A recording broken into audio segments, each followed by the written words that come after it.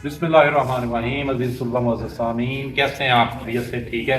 तो हाजिर हुए हैं आज एक नई वीडियो के साथ। आज मैं सोच रहा था कि हमारे मीटर्स के ऊपर लेक्चर जारी हैं, तो आज हम आपको बताने जा रहे हैं कि जनाब analog meter, multimeter, volt meter, ampere meter industry में इस्तेमाल होते हैं, जबकि अब दौर तो डिजिटल का है।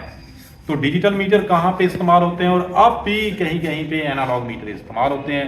सबसे पहले देखते हैं कि एनालॉग मीटर क्या होते हैं और उसके बाद डिस्कस हम करेंगे कि एनालॉग मीटर हम इस्तेमाल क्यों करते हैं और इनका इस्तेमाल कैसे होता है। तो ये हमारे सामने एक जनाब देखें, ये हमारे पास एक मेड इन जापान हमारे पास एनालॉग मीटर है, मल्टीमीटर है।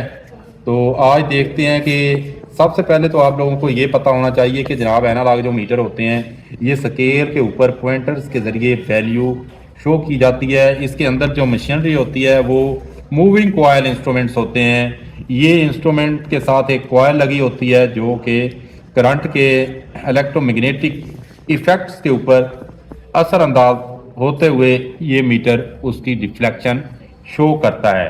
तो स्प्रिंग इसके अंदर कंट्रोलिंग का काम करते हैं, क्योंकि मीटर की जो रीडिंग होती है ये हमने ऑसिलेशंस को भी कंट्रोल करना होता है और मीटर की एक्यूरेट रीडिंग करने के लिए हम कैलिब्रेटेड शुदा एक सस्पेंशन स्प्रिंग सिस्टम इस्तेमाल करते हैं।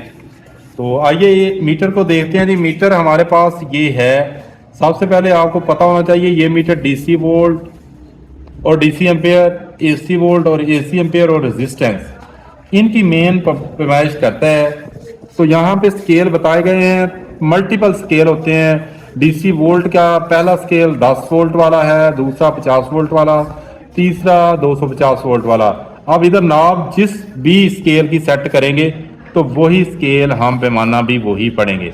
अब फर्ज करें मैंने 10 वोल्ट से नीचे नीचे की पैमाइश करनी है तो मैंने 10 वोल्ट वाला सिलेक्ट करूंगा, तो इधर आके मैं फिर 10 वोल्ट वाला ही पैमाना पढ़ूंगा। इसी तरह अगर 250 वोल्ट वाला मैं सिलेक्ट करता हूं तो फिर हमें इधर स्केल भी 250 वोल्ट वाला इस पढ़ना होगा। ये जो वाइट वाला है ये डीसी वोल्ट अगर आप मैच करना चाहते हैं तो ये 10, 50, 250 और 1000 ये जो टैपिंग्स हैं ये डीसी वोल्ट के लिए हैं। अगर सिलेक्टर स्विच को इधर मैं ले जाता हूँ, एसी वोल्ट पे मैच करना चाहते हैं तो ये रेड वाला है।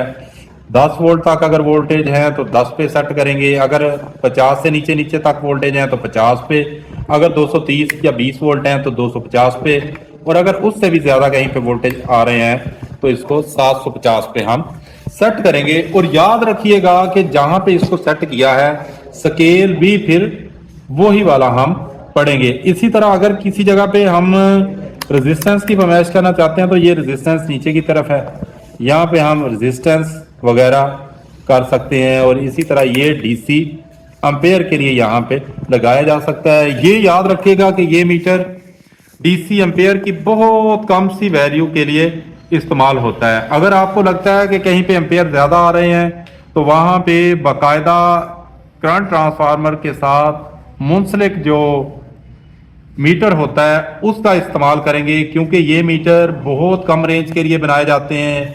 ये 0.5 एम्पेयर तक की रेंज के लिए ये मीटर इस्तेमाल होता है, तो उससे ज़्यादा रेंज के लिए इसे नहीं इस्तेमाल करते। तो हम लोग जब भी एम्पेयर वगैरह की पैमाइश करेंगे तो एम्पेयर की पैमाइश करते हुए इसे हम जनाब हमेशा सीरीज में लगाएंगे, और जहाँ पे हमें मुकम्मल यकीन हो कि 0.5 एम्पेयर से ज़्यादा एम्पेयर नहीं आ रहे वहाँ पे इसको इस्तेमाल करेंगे। अगर बिलफर्ज इंडस्ट्री में या कहीं भी ज़्यादा एम्पेयर इस्तेमाल हो रहे हैं तो वहाँ पे clamp on meter ampere meter के तौर पे इस्तेमाल होता है, या पैनल्स वगैरह में इस्तेमाल कर रहे हैं तो उनके साथ करंट ट्रांसफार्मर और सीटी का इस्तेमाल करेंगे। अपने नेक्स्ट लेक्चर में हम ये भी बताएंगे कि सीटी का इस्तेमाल करते हुए एम्पेयर मीटर को कैसे इंस्टॉल करते हैं, करंट ट्रांसफार्मर के कनेक्शन कैसे करते हैं, वो करते हैं। अब सवाल ये पैदा होता है कि ये जो मीटर है आज के डिजिटल दौर में ये मीटर कहाँ इस्तेमाल होता है। तो जनाब आली ये मीटर वहां पे इस्तेमाल होता है जहां पे हमने सपोर्टिंग इनपुट या सपोर्टिंग आउटपुट को कैप्चर करना हो, देखना हो। इसका बड़ा जबरदस्त विजुअल डिस्प्ले और विजुअल रियल टाइम फीडबैक देता है। ये सपोर्टिंग टूल पे के तौर पे इस्तेमाल होता है कि जो ही किसी भी करंट या वोल्टेज की मिकदार में कोई तब्दीली आती है तो हमारा पॉइंटर साथ ही उस तब्दीली का डिस्प्ले देता है। तो पावर प्लांट्स पे दूसरी जगहों पे इसका इस्तेमाल करते हैं ताकि हम रियल टाइम चीज़ों के अंदर जो तब्दीली हमारे पैरामीटर के अंदर आ रही होती है उसको नोट कर सकें, उसको ऑपरेटर देख सके और उसके मुताबिक अपने पैरामीटर्स को कंट्रोल कर सके।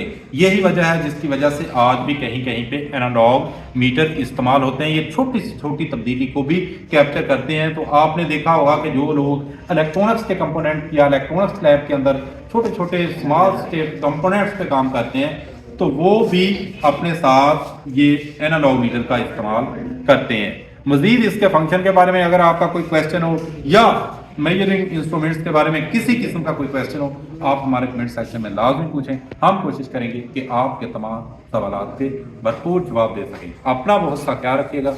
मिलेंगे अपने इंशाल्लाह नेक्स्ट लेक्चर में।